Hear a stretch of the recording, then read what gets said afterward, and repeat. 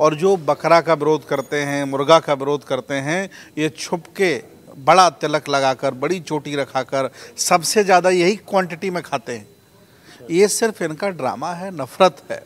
भारत में 88% लोग मांसाहारी हैं कि जब तक SC, ST, OBC माइनॉरिटी सामाजिक, राजनीतिक, धार्मिक साथ साथ नहीं बैठेगा, मार बचने वाली नहीं, पिटाई बचने वाली नहीं है। और बड़े बड़े ये लोग मांस के कारोबारी भी हैं। बदनाम मुसलमानों को किया जा रहा है। आज जो टॉप लेवल के जो एक्सपोर्टर हैं, जो बड़े लेवल पर मांस पूरी दुनिया को सप्लाई करते हैं, सब हिंदू हैं। ये नफरत फैला करके देश को बांटना चाहते हैं।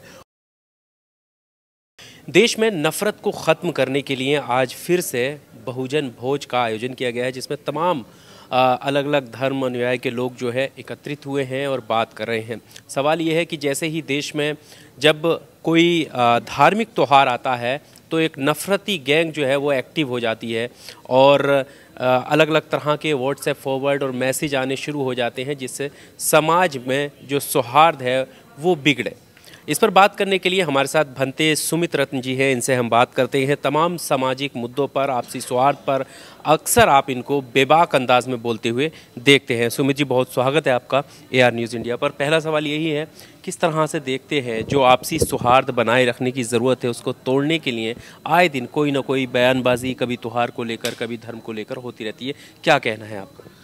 पूरे भारत में देश भारत के असली राजा महाराजाओं को, जो लोग यहाँ शासक रहे, चाहे वो मुसलमान हों, चाहे वो ईसाई हों, चाहे वो बौद्ध हों, 1250 साल इस देश को संभाला है।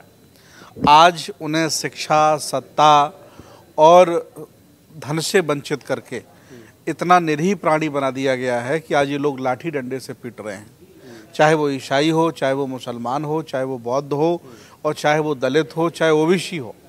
आज ऐसी स्थिति में जब चारों तरफ से मार खा रहा है ये, अब ये जिम्मेदारी बनती है कि आपसी ईर्ष्या, द्वेष, नफरत और धार्मिक भावनाओं को थोड़ा एक तरफ रख के एकजुट बैठना पड़ेगा, साथ साथ काम करना पड़ेगा, तभी बच सकते हैं। और लोकतंत्र में एक जन समूह बड़ी ताकत होती है। तो आज जो बहुजन भोज रखा गया है, ये इसी का घोतक है। और मैं आह्वान करता हूँ कि जब तक SC, ST, OBC माइनॉरिटी सामाजिक, राजनीतिक, धार्मिक साथ साथ नहीं बैठेगा, मार बचने वाली नहीं, पिटाई बचने वाली नहीं है। पर अभी हमने देखा जैसे बकरा ईद का त्यौहार है, मुसलमानों का त्यौहार है, उसमें ये मैसेज दिया जा रहा है कि हम जो है बलि नहीं होने देंगे या कुर्बानी नहीं होने देंगे, ये जो है गलत है। इस पर आपका क्या कहना है? देश भारत में ईसाइयों के जितने भी स्कूल हैं और जितने भी भाजपा के इसमें बड़े बड़े नेता हैं, सब उन्हीं स्कूलों के पढ़े हुए हैं। और जो बकरा का विरोध करते हैं, मुर्गा का विरोध करते हैं, ये छुप के बड़ा तिलक लगाकर, बड़ी चोटी रखाकर सबसे ज़्यादा यही क्वांटिटी में खाते हैं।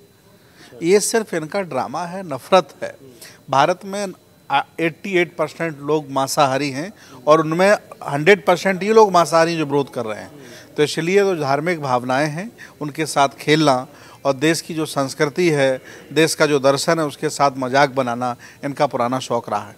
खान पान के नाम पर इतनी नफरत क्यों है? छोटे लोग खान पान की चर्चा करते हैं, बड़े लोग America, Germany, Australia, France, Japan तरक्की की चर्चा करते हैं, GDP की चर्चा करते हैं। छोटे के लोग, भारत के ज़्यादातर लोग छोटे हैं, छोटी सोच के हैं, मानसिक गुलाम लोग हैं, इसलिए अभी तक ये खाने पीने पटके हुए हैं। हमने देखा मध्य प्रदेश से खबर आ रही है कि वहाँ पर जो बाजार लगता था पशुओं का, वो ईद के मौके पर बाजार ही बंद कर दिया। तो क्या ये कुंठा नजर आती है, क्या वजह है?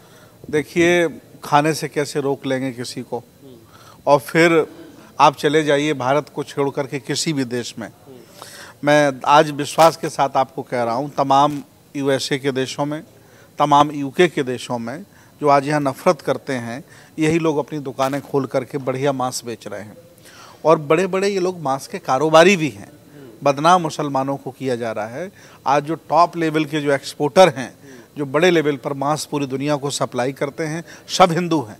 ये नफरत फैला करके देश को बांटना चाहते हैं। और जो हमारा अलग अलग धर्मों का भारत है, अलग अलग रंगों का भारत है, उसको नुकसान पहुंचाना चाहते हैं।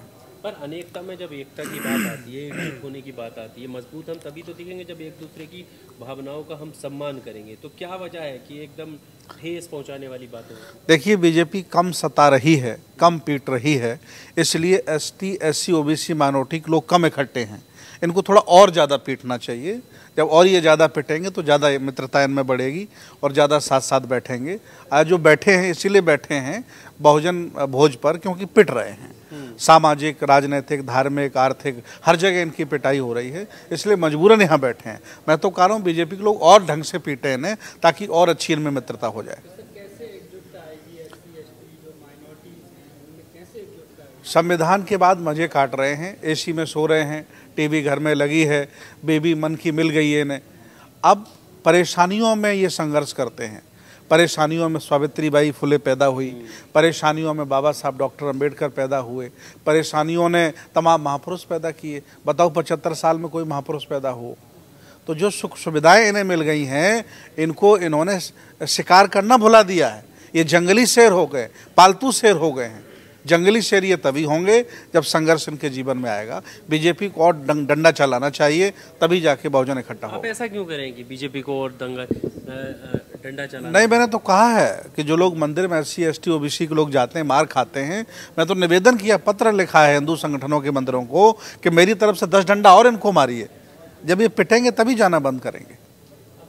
वो तो अधिकार की बात होती है। कोई अधिकार नहीं है। जब मसीहा मेरा मना कर गया, अधिकार किस बात का? जिस मंदिर में जान होती तो बाबा योगी आदित्यनाथ उस मंदिर को छोड़ करके विधानसभा में कब्जा क्यों करने आता? ये तो बेजान जगह जाते हैं जहाँ कुछ है ही नहीं। दम है तो आइए विधानसभा में कब्जा करिए। नहीं, कलश यात्रा रोकने से कुछ नहीं होगा। आप उनको मत मानिए जिससे हमें नुकसान है। धन्यवाद।